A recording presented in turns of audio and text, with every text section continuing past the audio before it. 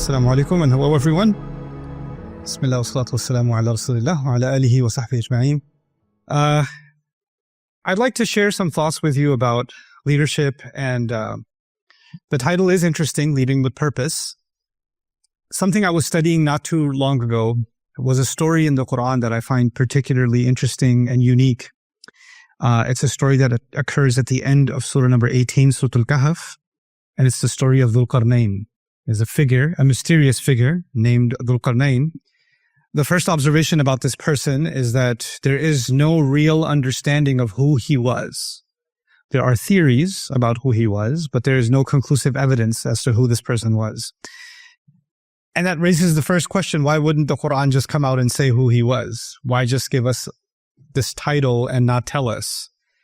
The book also mentions that he traveled east, he traveled west, and he went between two mountain passes. And yet we don't know where this east was and where this west was and where these mountain passes were. And there are all kinds of theories about that, but none of them are conclusive. The point in the Quran, as a student of the Quran, I can tell you the purpose of the Quran is actually to almost emphasize the goal, the objective, and de-emphasize all the details.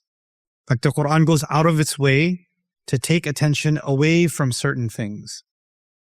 The human tendency is we want to know everything. So when we come across a story like this one, we get distracted with, well, who was he? Where was he? Where's this location? Where's this wall? Where's this, who are these people, et cetera, et cetera. But that's exactly the opposite of what is happening in the text. There's actually something counterintuitive happening. Don't worry about the details. Focus on what's being given to you instead of focusing on what's not being given to you. Now, in terms of what is being given to us, I find this to be one of the most interesting stories teaching us some things about leadership that pertain to Muslims, that pertain to non-Muslims, that pertain to leadership in general, wisdom about leadership in general. So I'm going to start sharing a few things from this story that we can take away and really think about, inshallah, together. The first of them is Allah says, آتَيْنَاهُ مِنْ كُلِّ شَيْءٍ سَبَبًا فَأَتْبَعَ سَبَبًا. God says He gave him all kinds of sabab. Sabab means a means to an end. Sabab actually in Old Arabic was also used for a rope. And quite literally, a rope is a means to an end. Right? The rope in a well is a means to get to the bucket, isn't it? So sabab refers to what you can call resources, because resources are a means to an end. So for our convenience purposes, we'll translate the word sabab as resources. So now God is saying that God gave him all kinds of resources. We'll learn about some of them soon. But then once you get resources, spiritually you would think when you've been given a lot of resources, then your goal should be to be grateful for the resources that you've been given. For instance, my health is a resource. My intelligence is a resource. My income is a resource. These are all gifts from God, and therefore I should just be grateful. The spiritual reaction to these gifts should be gratitude. But instead of highlighting gratitude, Allah highlights something else here. He says, فَأَتْبَعَ سَبَبًا. So He put those resources in use for more resources. So He actually followed the resources He was given to build even more resources, or to put them to full use. In other words, if you want to think about this in modern terms, He had assets and He invested those assets. He had resources and He invested further those resources. That's what He was doing. Now, this sounds like it's almost materialistic. Don't you have enough? You should be grateful for what you have. Why are you doing any more than what you have? Why are you interested in growth? Why are you interested in building more and more and more and pursuing more resources? You find the answer to that elsewhere in the Quran, where Allah says about Dawood, there's few people in the Quran that are extremely wealthy and powerful, right? So there are figures in the Quran that are very poor and powerless. And there are figures in the Quran that are very wealthy and powerful. And Dawood is one of them, wealthy and powerful. He has kingdom, vast kingdom. And Allah says something interesting about Dawood. He said, "I'malu ala Dawuda shukra." Do gratitude. Instead of saying be grateful, He said do gratitude. What that means is the power, the wealth, the resources that he was given, the influence that he was given, when he was using that influence to create more positive change, to do more, he was actually doing an act of gratitude. Now let's step back before we go any further in the story. The principle here is that I have been given certain talents in life. I've been given certain opportunities in life. I've been given certain pathways in life that have been made open for me. If I am to make the most of them, think of each one of those opportunities, those resources as an investment, and I make the most of them to do more good for myself and to do more good for others around me, then I'm actually doing an act of gratitude. If you have a brilliant mind and you're not putting it to use, you're ungrateful. If you have incredible, business acumen and you're not putting that to use, you're being ungrateful. Gratitude is actually about maximizing what I have and really putting it to work. Even if in the world of business and material resources, as is the case of Dhul Qarnayn, we're not just talking about giving charity. He's interested in just going out there. Now, so what do we find? فَأَتْبَعَ سَبَبًا حَتَّى إِذَا بَلَغَ مَطْلَعِ الشَّمْسِ.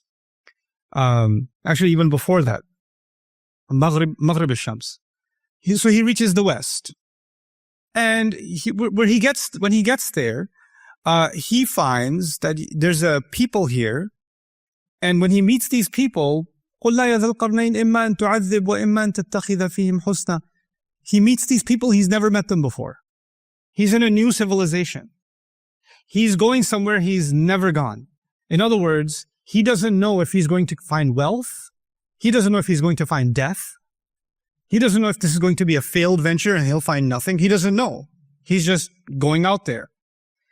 What we do learn about this person is he actually has a kingdom. We do learn that. He's a king. And a king has defined borders, doesn't he? But the Quran is clearly saying he left his borders. He went somewhere else. In pursuit of, and the Quran also tells us, in pursuit of what? In pursuit of resources. In pursuit of more resources. And then when he goes out there, he meets these new people. And now they're he's engaging with them. Some of them come to him and they see obviously that he's a king and they're trying to impress him. And obviously the people who try to impress him first, probably politicians. So they go and they try to put in a good word to see if they can get some favor. And he issues a policy. It's a pretty amazing policy. He says, أَمَّا مَنْ ظَلَمَ فَسَوْفَ نُعَذِّبُهُ وَأَمَّا مَنْ آمَنَ وَعَمِلَ صَالِحًا فَلَهُ جَزَاءً الْحُسْنَى وَسَنَقُولُ لَهُ مِنْ أَمْرِنَا يُسْرًا. He says, okay, so I've come here. I'm claiming this territory. And it doesn't matter how much you impress me with your speech, whoever does wrong will be punishable.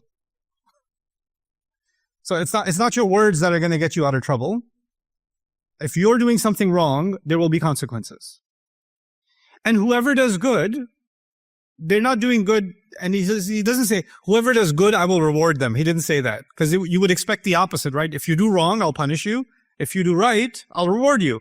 He doesn't say that. He said, whoever does wrong will be punished. And whoever does right, well, God will reward them. It's not me. God's going to reward. And I'll make things easy for them. It's interesting. It's a very interesting contrast. What are we learning from that? A leader identifies people that are creating problems, right? And he deals with them. He executes. He addresses the problem issue. He doesn't let that just go. Sometimes the people that are creating problems are people of high rank. Sometimes people that are creating problems are, they're creating problems for someone else, not for you. So you say to yourself, well, so long as it's not my problem, it's not a problem, right? It seems somebody else's headache. But they're not creating a problem for him. They're creating problems for others. And he's saying, if I see you harming anybody else, you're going to have to deal with me. That's leadership. He's protecting people now because they're under his care. But on the other side, if people are doing the right thing, he doesn't want to reward them. Why not? Because he thinks that doing the right thing should be done for the right reasons. And if people start doing the right things to impress me, their intentions are going to get corrupt. Now their moral compass is twisted. Now doing the right thing is actually just an investment for their own personal benefit. No. If you do the right thing, if you have faith and do the right thing, then God will reward you. And if you are doing the right thing, here's the interesting thing. وَسَنَقُولُ لَهُ مِنْ أَمْرِنَا يُسْرًا. We're going to say, from our decision point of view, we'll say easy things to them. What does that mean? I'll open the pathway for you to do more good. Now, what does that mean for you and me? It means if I'm a leader and I know somebody's doing good work, and then they come up to me and they say, I have this idea. I think it can really benefit the company. It can really benefit the team. It can really benefit this project. And I know this person's doing good work. Then I say, I'm going to let you try it. Let's give it a shot. Maybe it'll work. Maybe it'll fail. But you know what? The fact that you are sincerely doing good work allows you enough merit that this is worth a shot. Now, the problem is, I was saying this informally before this gathering. I run a company, and that company's gone through downsizing and upsizing. It was bloated at one point. It was smaller at one point. And I've had all kinds of interesting experiences in business. And one of the business challenges in any organization that gets big is that it becomes less flexible. It has multiple departments. Every department has its own group. Every group has their own egos, because we're all human beings, right? And when somebody is in and then there's a hierarchy. So if I'm at the top of the hierarchy, then there are my executives and then managers and whoever else. And there's a pyramid, and I'm the pharaoh on top of the pyramid, right? I'm the pharaoh on top. If somebody at the bottom, some intern, somebody has a good idea. They have a good idea. They now have to go to the ego right above them, and then the ego right above them, and then finally make it to me. Most likely, what's going to happen to that idea? Most likely, it will die. That idea could have brought millions in savings. That idea could have opened up an entire different sector of the market in business. It could have. It had that potential. But because that idea was coming from someone who doesn't really count, they're at the bottom. Or that idea was being presented by someone that other people feel insecure about. Because when somebody starts working really hard, they start making other people that are not working hard look bad. Right? And when someone has a lot of ideas and a lot of enthusiasm in the same department as somebody else who just likes to come and sit down and then make sure their pens are in color order and their notebooks are aligned properly, and then they go, time for my morning latte, right? They have this routine, they have their process, right? And when someone comes along and says, new idea, oh my God, this is so exciting. Can you just breathe a second? Let me just have my morning routine finished, because you're causing me a little bit of anxiety. I think the other employees are getting a little anxious around you. If you could just calm down a little bit, because the rest of us are worried. Nobody else is worried. You're just comfortable being lazy. And now you're insecure about someone who's not being lazy. And so the one who actually has energy and enthusiasm is being quietly, directly, sometimes indirectly being encouraged to not be so active, to not have that many. Nobody really needs to hear your ideas, okay? I graduated from this university. I have a master's degree. I have 20 years of experience. And believe me, that's not a good idea. No, I don't believe you. I don't believe you. The reason you're saying that is because you're scared that new ideas can come and take hold. And if new ideas take hold, change might come. And human beings sometimes, they're not interested in growth. They're not interested in exploring new territory to use the resources to their maximum ability. Sometimes human beings just want things to stay exactly the same. Because you're comfortable with familiar. The familiar is comfortable. The new is uncomfortable. What is leadership? Leadership is, I'm going to explore new territory. What else is leadership? I'm going to find people that are trying to do good things, and I'm going to make their pathway easy for them. So that what I'm doing at the top, I'm also allowing that to happen at the bottom. I'm creating that avenue. And of course, that is trial and error. Most new ideas fail. That's a reality. That's the reality of new ideas. Most of them fail. But if you create a culture of, we're going to explore, we're going to improve, we're going to energize, there's actually a connection being made between the top and the bottom as if they're thinking the same way. So this is the first place he stopped. He made 3 stops. Many of you know the story. He made 3 stops. The second stop is even more interesting. He gets somewhere where the sun rises, matla'i shams, and he finds people, لَمْ نَجْعَلْ لَهُم مِّن دُونِهَا سِتْرًا. He finds people that are so backwards, they're so primitive, they don't even know basic architecture. So they don't even have roofs over their homes. They don't have a way of protecting themselves from the open sun. That's how backwards they are. That's how primitive they are. So we already know his policy for the first place he went. He went and he said, this is my policy. People that are making trouble, I will deal with them directly. And people that are doing good, I will make ease for them. I'll open the pathway for them. What's his policy going to be now?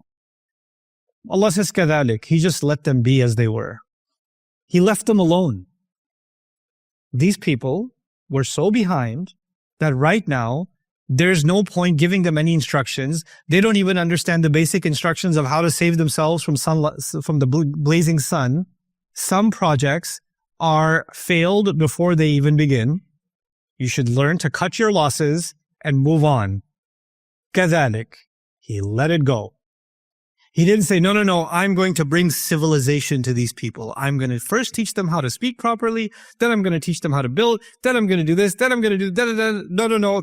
Maybe I'll come back in 20 years. Maybe they've advanced. This is too much. This is too much of a learning curve for these people. I don't have the resources to bring them that far up. I know my limits. I'm not here to save the world. I know what I can do and I know what I cannot do. These people, beyond my scope of ability. Incredible lesson in leadership, isn't it? I know what is beyond my ability. I know what is a hopeless cause. It's okay. I don't have to destroy resources, time, and energy working on something because I have too much of an ego to think I can change everything everywhere. I can't. I don't have that ability. So I'm just going to let this one go. I'm going to not push. كذلك. وقد أحطنا بما لديه خبرا. Okay, that's 2 stops, and there's a final stop.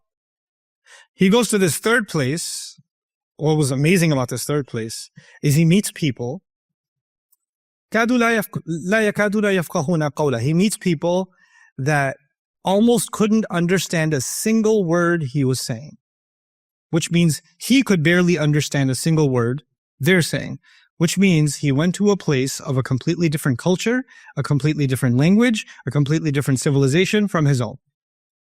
And because we already know he travels outside his own local area, right? And wherever he goes, he builds more resources. So within his resources are people from different cultures and different backgrounds. There's a diversity in his team of different languages and different backgrounds. So somehow, as you travel the world, languages, they connect with each other, right? So for example, there's lots of Arabic words in Bahasa Malayu, for example, right? Because languages travel. And there's probably lots of, I would imagine some Sanskrit is connected in some way. Probably some of the East Asian languages are connected to Bahasa also in some way or the other. There's some common vocabulary.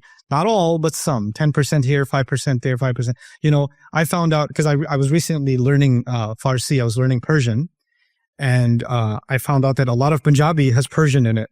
So I was like, how did Punjabi get Persian in it? Oh, because a lot of Punjabis traveled to Afghanistan several centuries ago, and there was a lot of trade exchange between India and Afghanistan, and so a lot of language exchange happened then. Cool. The reason I'm saying all of this to you is Dhul Qarnayn goes to this place. Almost none of the words are understandable, but some words are common to his language. Some words are common to some of the other people in his team because he's got an international team, right? So they're starting to make sense of what these people are saying. Finally, they're able to make communication happen. Finally, they're able to get communication. When they get communication, what do they tell him? Inna ya'juja wa ma'juja mufsiduna fil ard. We have this criminal gang of people, these raiders, they're called Ya'juj and Ma'juj. They come and they destroy everything. They come and they raid, they kill, they steal, they take our animals, they commit crime. You're a king. You have an army. The first place you went to, you said, whenever there's criminals, what am I going to do with the criminals? I'm going to deal with them. Right? That's what he said already. That's his policy. Now he comes to this place and they say, well, we got a lot of criminals. They're called Ya'juj and Ma'juj. Clearly, Dhul-Qarnayn does some investigating and finds out they're not just a criminal, they're an entire army horde. There are thousands of them. There are hundreds, if not thousands of them. This is more than he can handle as a fight. He cannot engage in war with these people because that will also be draining. But he cannot leave either because they are committing crimes. So what's the best solution he could come up with? Let's build a wall. Let's build a barrier so these criminals that are coming and attacking you, they're not going to be able to come anymore. Let's build a barrier. Now, before I go on, I want you to know something. He made 3 stops, right? But does he have the same policy for all 3 places? No. Different situation, different audience, different problem, different location, different culture, and a true leader understands every time there is a different solution. You don't say, we did this last year, it worked. Well, we're not in last year. It used to work before COVID. Well, the world has changed after COVID. It's not what it used to be, right? It used to be that way all the time. We've been doing this for 20 years. Well, maybe that's exactly the problem. Because you've been doing something for 20 years. Some of that might still work. Some of that might no longer work. You need agility. And that's what a leader needs. A leader is going to new places. He's going to encounter new challenges, and therefore he will have to come up with new solutions. So the solution, the best case solution in this case is, I cannot stop them from attacking you. I cannot defeat them. I cannot end that problem. I can create some kind of a security mechanism. I can build a wall for you. The problem with a wall is, if you build a wall, is it going to eventually deteriorate? Yeah. Any construction needs to be maintained. So what does Dhul-Qarnayn do in his genius? If you study the surah carefully, he gets the people that are there that he barely communicated with. Remember? He barely communicated with them. He gets them to build all of the pieces under his supervision.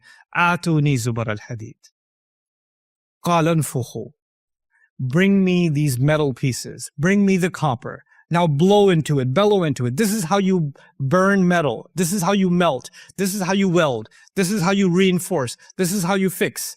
In other words, I'm going to build this wall for you. Maybe those attackers will come. They'll start trying to break the wall. And every time they do damage to the wall, you should have the ability to do the repairs also. Because if I just build it for you and walk away, then it's a temporary solution. But if I teach you how to build it, and therefore also how to maintain it, isn't he doing something called empowerment? Isn't he doing something called training and development? Isn't he creating independence for these people? That's what he's doing. And he's saying, so long as this lasts, it lasts. But this is his contribution. So you find that he is actually coming up with different solutions. And in it, I find it's a pretty amazing philosophy for leadership. There are situations in which the best you can do is defense. Just build a wall. That's all you can do. The problem's too big. There are situations where you cannot always be the one to find the solution. You have to empower people. They have to find the solution. They have to go and look for the answer. Or you have to give them enough training that they can operate independently. They can do that. There are other situations that are too big of a problem and they are outside the scope of what you can do. Walk away. It's the best you can do. There are other situations where you know clearly there are problematic elements, toxic elements within. And it is your responsibility to identify them, to investigate them, and to deal with them accordingly. And then as a leader, I'm working backwards. It's your responsibility to find people that actually are doing good work and that have good ideas or can move things forward, can move the needle forward. And when it doesn't matter what rank they come from, what degree they have, what level of the organization they're in. There needs to be a culture in the organization, any organization that wants to flourish, where people that are doing something good, the path for them to pursue that potential is opened. سَنَقُولُ لَهُ مِنْ أَمْرِنَا يُسْرًا. The path needs to be opened. And when that happens, people feel truly invested. Now that I've shared some things from the story with you, now I'm going to wrap this up, inshallah, and share some personal experience with you. Bi'idhnillah. Some things you only learn the hard way. So studying Quran is the easy part. Life lessons, now that's the hard part. So, in my history, I've been an employee in my career. And then for a long time, almost 20 years now, I've been an employer.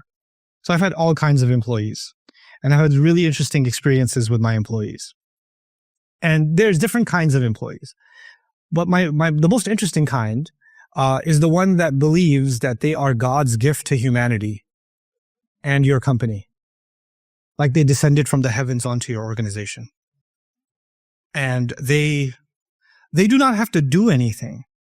They don't have to contribute anything. Before they even contribute anything, their very blessed existence is a gift to the rest of you. Right? And why are they such a gift to humanity? Because they come with some amazing credentials. They have amazing experience, or they have amazing awards, or they have amazing degrees, or something like that. They have something in their past that makes them very impressive. And that's why they come with the mindset, look, I came here to sit on top of this mountain. The rest of you are blessed enough to learn from my wisdom. The problem is, even if I hired somebody who graduated from Harvard or Yale or graduated from MIT and they're top of their class and all of those things, the most important thing for me as an employer is not what they've done.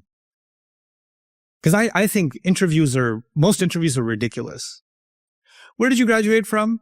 What's your work experience? What did you do in the past? I don't care. You know what my first question is? What are you going to do?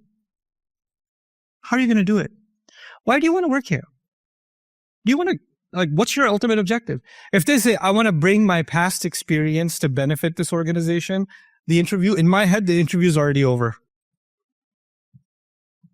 No, because you're thinking you're coming to benefit. I, as the head of my organization, am constantly learning. I need people with me that have the mindset they're constantly pursuing, constantly learning, constantly adapting, constantly pushing forward, growing. They're not there to get settled in a certain rank, in a certain position. They're not there to teach everybody else. They are there to learn first, learn and absorb first, and then grow. Grow themselves, help other people around them grow. Growth is key. Growth is key. Adaptation is key. Flexibility is key.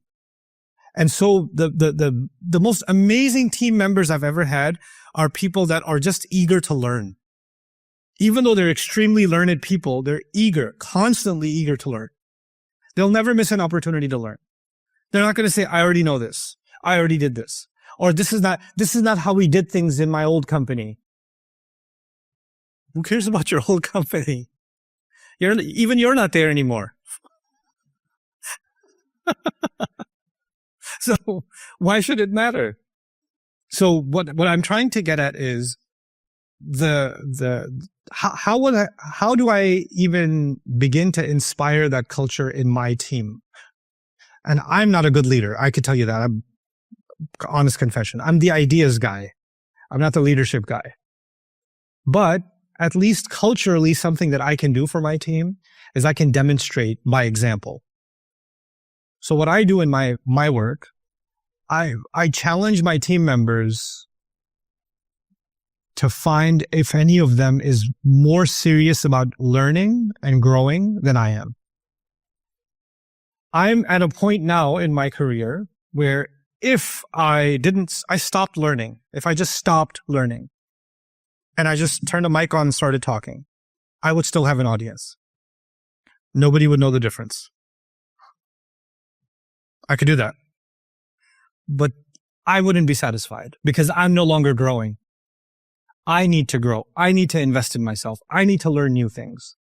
I need to expand my horizons. And when they see me do that, doesn't matter what department they come from, they want to do that.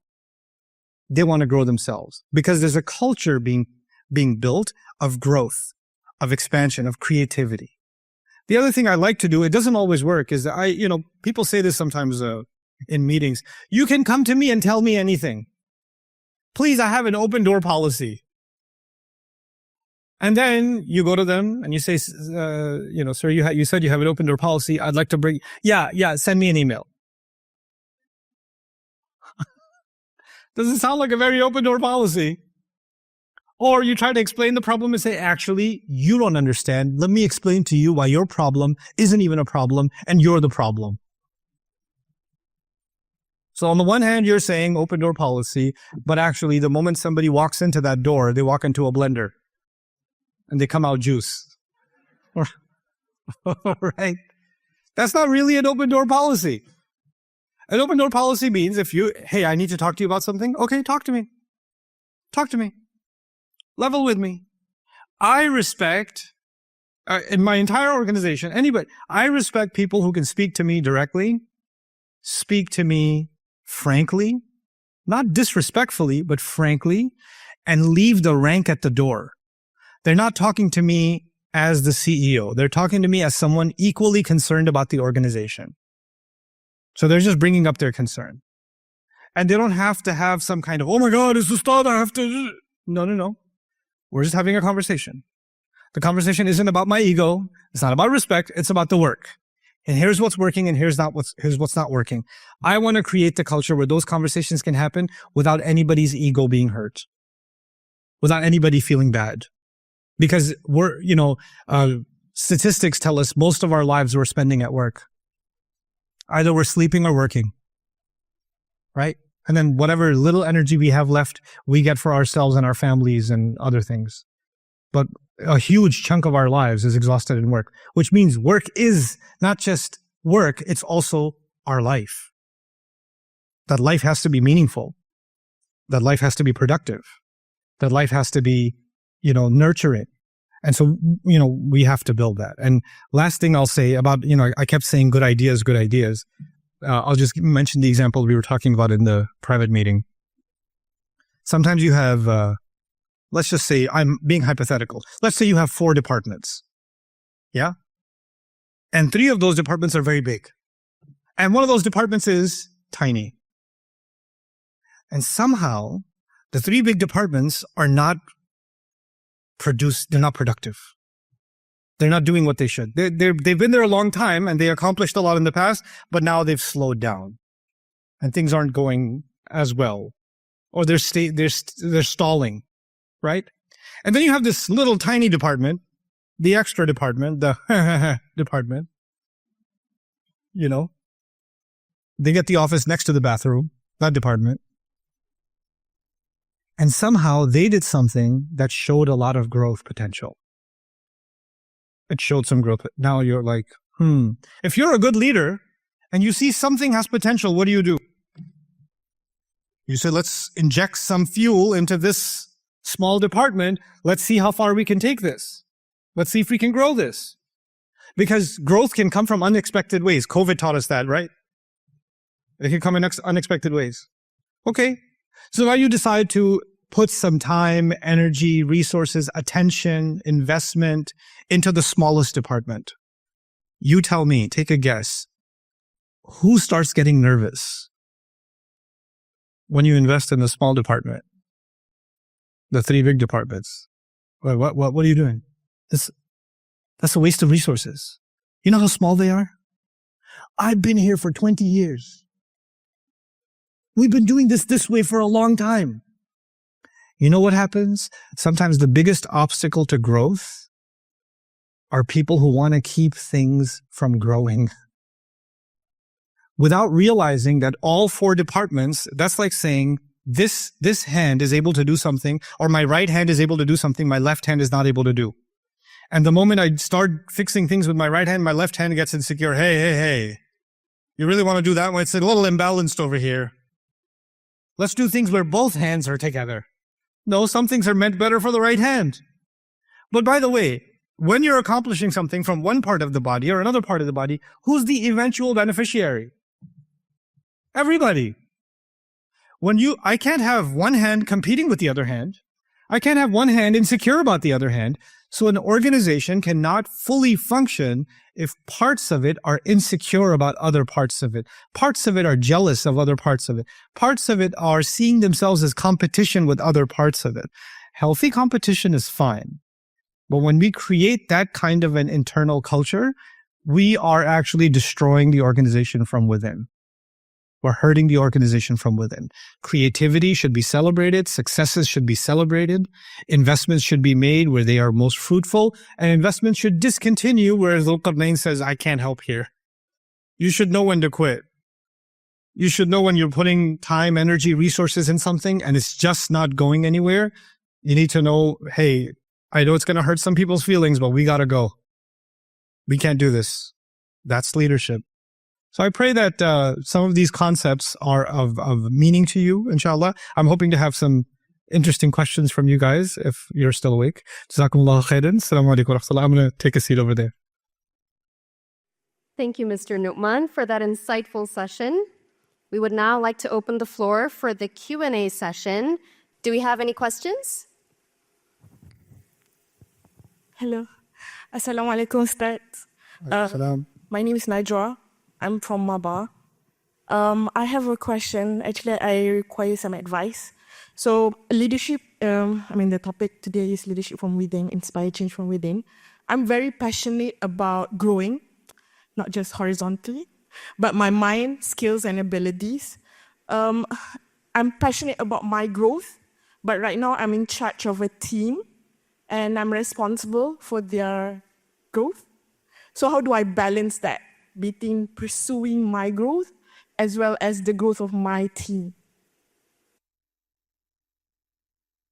Phenomenal question. I have a bad answer. I'll warn you ahead of time. The same way I have a baby. He's 16 months old. And I balance between feeding him and feeding myself. And I'm very committed to both. Don't worry about look, if your team needs 80% of your time and you can only give yourself 20% of the time, that's still not zero. Right? And it's never going to be always 80-20. There's seasonal times. Sometimes your team needs more energy and time from you. Sometimes they need less from you. When they need less from you, you get more time for yourself. There's these gears that are constantly shifting and pulling, right? So you, just like I'm saying, part of leadership is being adaptive to situations. Even for your own self, you have to be adaptive.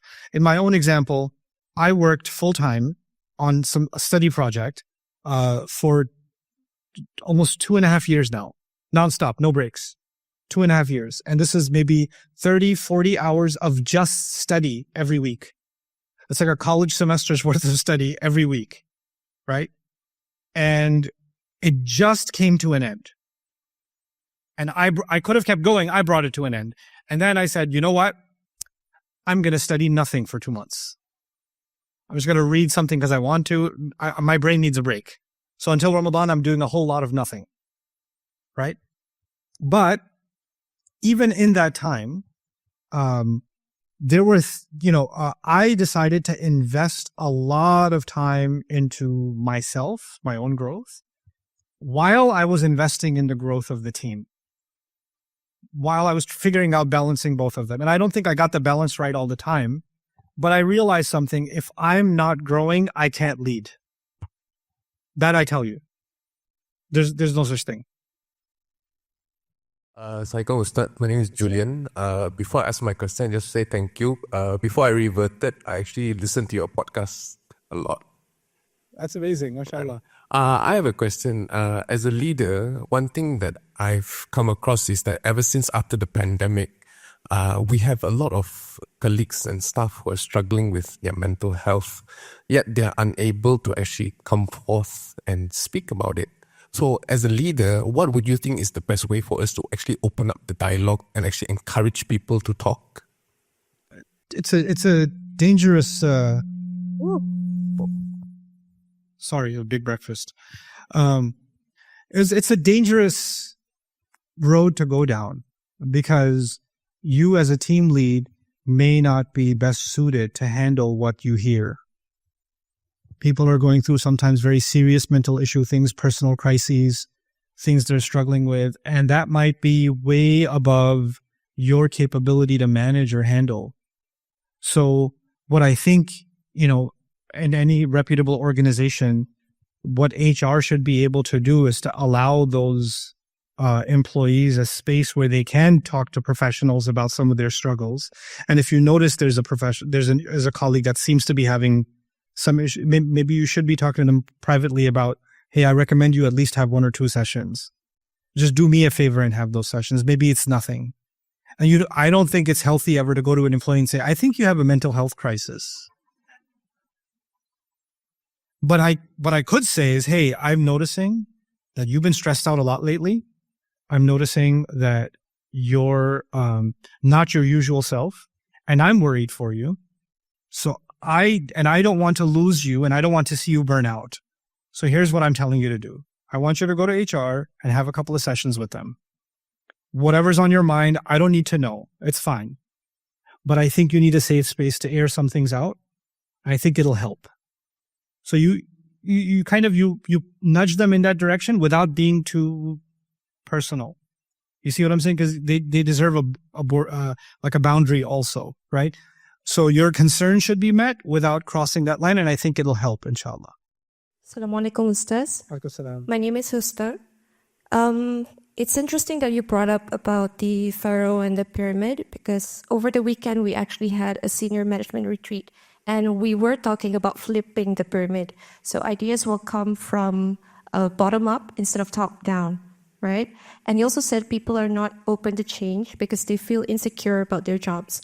As a person from the Transformation Management Office, change is actually what I do on a daily basis. So I would like to get some advice from you. How do we rally people up to face the fear of change when we leave our comfort zone?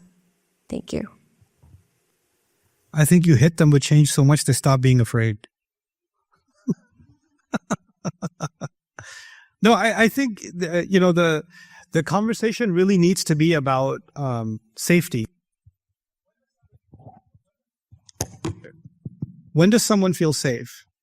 Someone feels safe when they know that people around them believe in them. People around them see their potential. People see their value as a human being.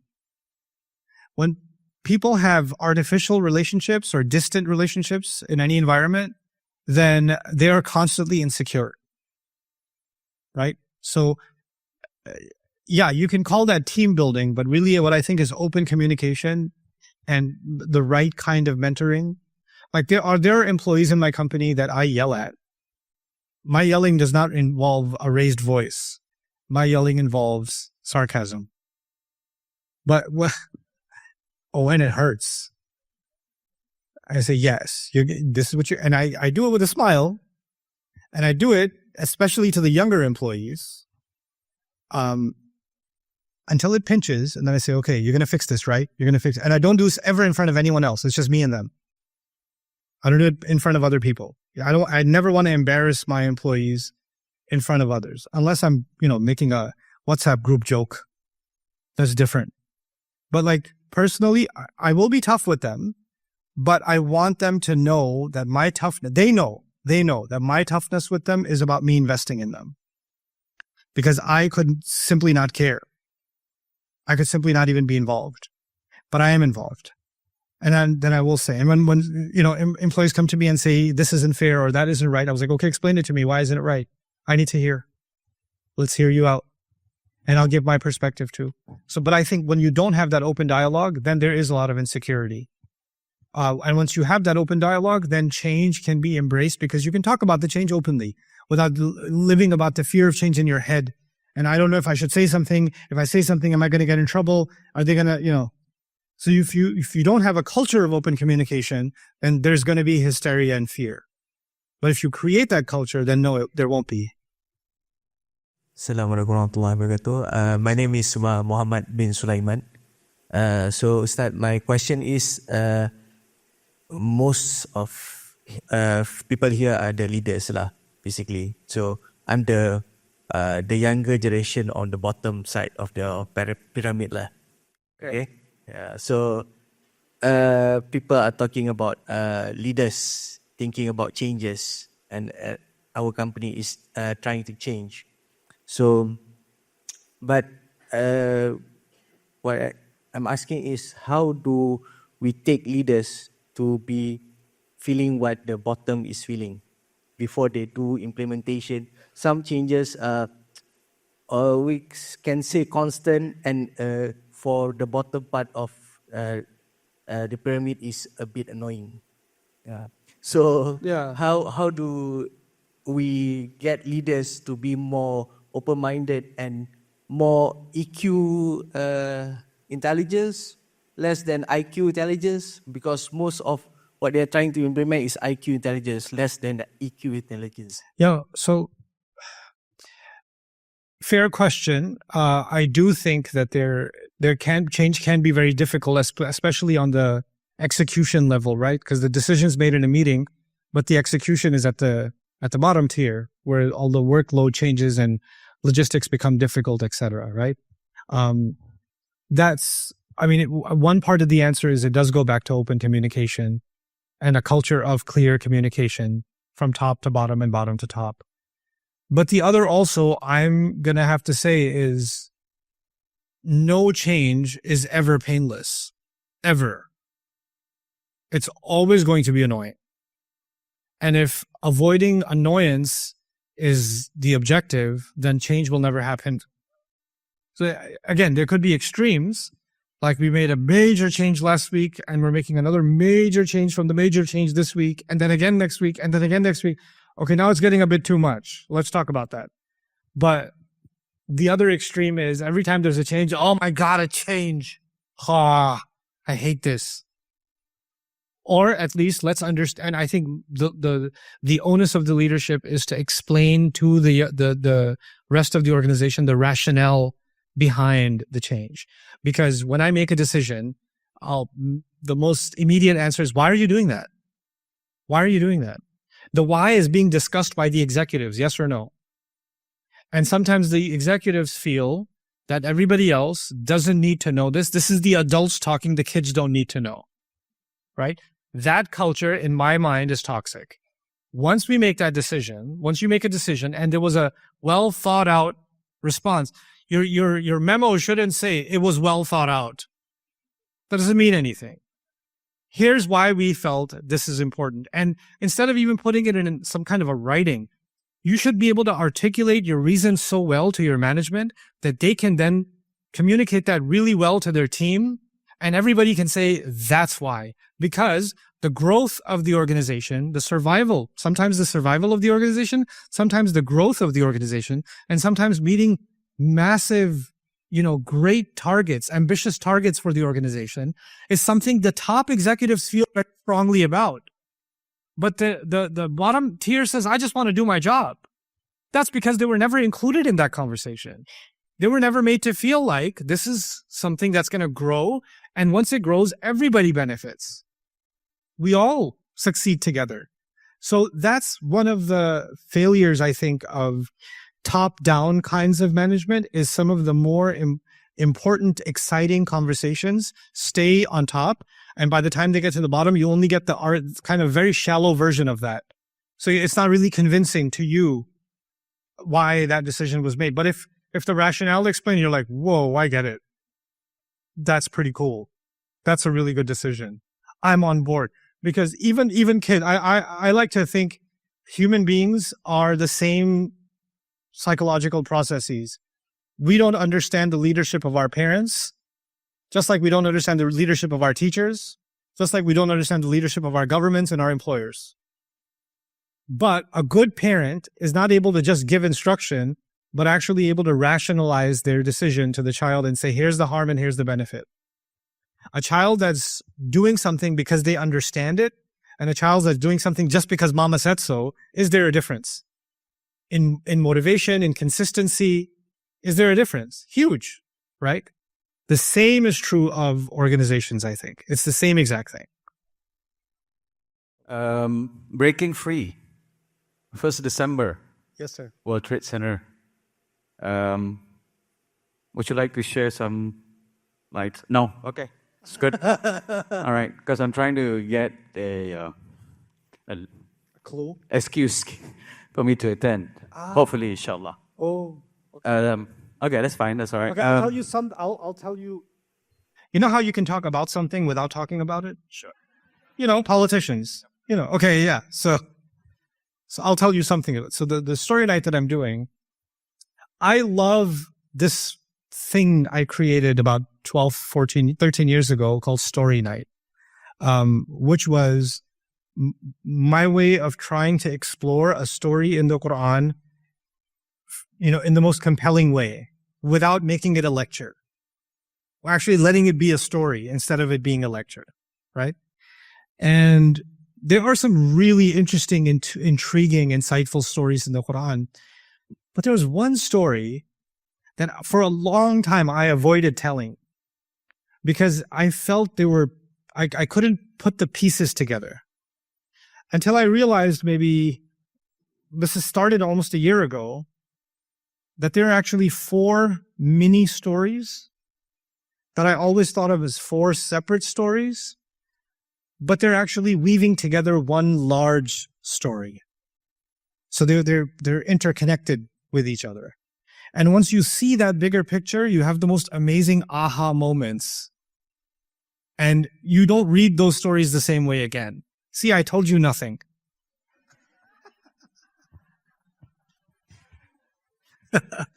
But that's what that's what I'm going to do with Breaking Free. I think I was baffled. And I never travel with a story night until I believe it's a story that every human being needs to hear.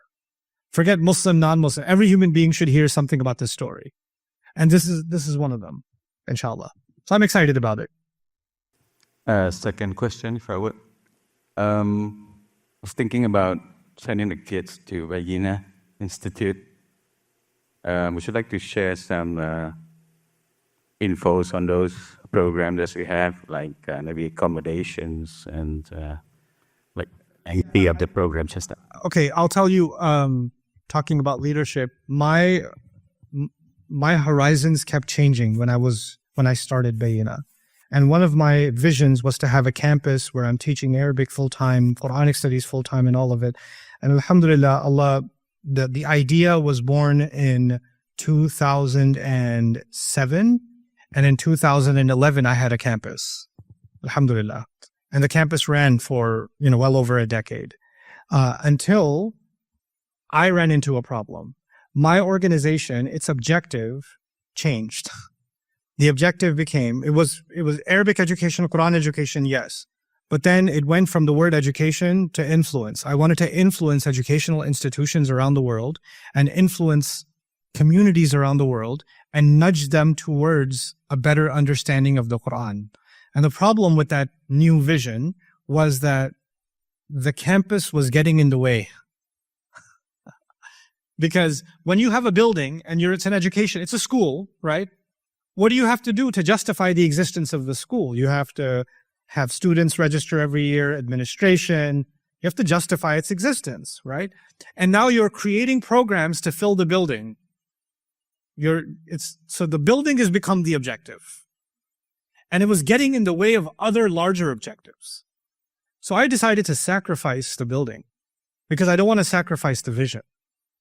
So what I decided to do then is, this started with a project called Quran Week, where I'm doing a deep dive into one small surah of the Quran with one particular community, a surah that I want to study myself in detail. So my team and I would study it for about 100 hours, even if it's 3 pages long, about 100 hours of study for ourselves. And then we'll go teach it in a community, for a week, 7 to 10 p.m. for 7 days. And people, especially in the age of Instagram and TikTok and YouTube Reels, people aren't exposed to long exposure of Quran study like that, right? So I thought maybe nobody will attend because there's too much to ask. But people attended around the world. The first one was actually in Jakarta. And the fourth one was in KL a couple of years ago in Surat al-Insan. But I never stopped. I kept going and kept going and kept going. And so the goal now is for me to complete a commentary on the entire Quran in that format. It's a 15-year project. So it's pretty long. I invite people to look at the calendar and see if they can bring their family to attend one of the Quran weeks, because I think it is a transformative experience for you for a whole week to just deeply study one surah of the Quran. Like, I think it's a pretty transformative experience. That's the feedback I'm getting from all across Europe, all across America, all across Canada, different parts of, here in Indonesia and inshallah soon in Africa, just different parts of the world. And until I run out of surahs to teach, because I never repeat it. It's always a new study. Again, I told you, I'm invested in my own growth. I could keep repeating the same one, but I wouldn't be growing, right? So I keep doing that myself. So that would be my recommendation. Most of my work, I'm trying to create resources that the world can use. So I'm trying to create a library that, whether it's an Islamic school or an individual that just wants to, I don't know where to begin. I'd like to study the Quran. I don't know where to begin. I can help them with that. Somebody just took their Shahada yesterday. They don't even know how to read Arabic. How can they learn to read Arabic in 10 days? I can help them with that. I created all of those resources and a bunch more, just so there's something that others can leverage. So instead of being the school, I wanted to become the cloud services that feeds the schools, right? That's the shift in vision. And alhamdulillah, the team's been very agile and they've shifted with me, right? We've changed course alongside with them. So thanks for asking that question. Assalamualaikum. I'm Shazmi from Fuel Management, not technical. Okay. Okay. Before I ask you, just now you mentioned about, everybody have questions in their mind, and then we think a lot before we ask. Okay. Sitting beside me is my manager, of course. Okay. So this is about analogy questions. So I'm a leader of my family. So does my father. But he always told us to, this is our goal. This is our thing to do. This is the pathway of our company, of our family. But yeah, we, my brothers, my sisters, we are doing it. Yeah, we follow, we adhere. But how to tell my father in a subtle, in a polite way, that he should also change? Okay. Hope you understand my questions. What you don't understand is it's too late. Look, I have an interesting relationship with my dad. And I don't say he can't change. He does change, but it takes a long time. And I know it's never going to be in one conversation.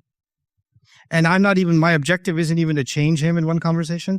My objective is to bring him 1% closer in one conversation. And I only go for that 1%. And if I get that 1%, I'm good. And then I'll come back for another percent. I come back for another percent. So that the change will be something he didn't realize. Right? Part of that is, who are you to tell me to change? Right? So, and you don't want to end up in that situation.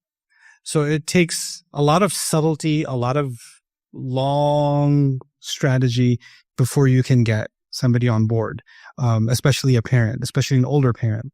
The other thing I will tell you is I'm a student of psychology, so this sounds evil, but believe me, it's evil. But still, you can make someone think it was their idea. You just got to get smart about it. Like if my dad says, we're not traveling, we're not going anywhere this year. And I say, you're right, we're not. They really want to see you there. And they really want to you make it about him. Right? And all of a sudden, because what happens sometimes, they think that they're saying this, you're saying whatever you're saying because your primary objective is yourself. But if you can present your case as if, Your primary objective is actually him. That's actually a shock to the system, right? And I'm not saying to pretend that, but genuinely, it is of his benefit too. But instead of talking about your rights, what you feel, what you think, how you disagree, make it about how this is better for him and how much more enjoyable it would be for him, or, and it sends a message that you actually care about him. And that makes someone more inclined to listen, subtly speaking. Inshallah. Okay, I'm going to turn this mic off so that the rest of you can ask whatever you like to ask. Or not, you can escape. Jazakumullahu khairan. Assalamu alaikum wa rahmatullahi wa barakatuh. I hope you guys enjoyed that video clip. My team and I have been working tirelessly to try to create as many resources for Muslims to give them first steps in understanding the Quran all the way to the point where they can have a deep, profound understanding of the Quran. We are students of the Quran ourselves, and we want you to be students of the Quran alongside us. Join us for this journey on bayinatv.com, where thousands of hours of work have already been put in. And don't be intimidated, it's step by step by step, so you can make learning the Quran a part of your lifestyle. There's lots of stuff available on YouTube, but it's all over the place. If you want an organized approach to studying the Quran beginning to end for yourself, your kids, your family, and even among peers, that would be the way to go. Sign up for bayinatv.com.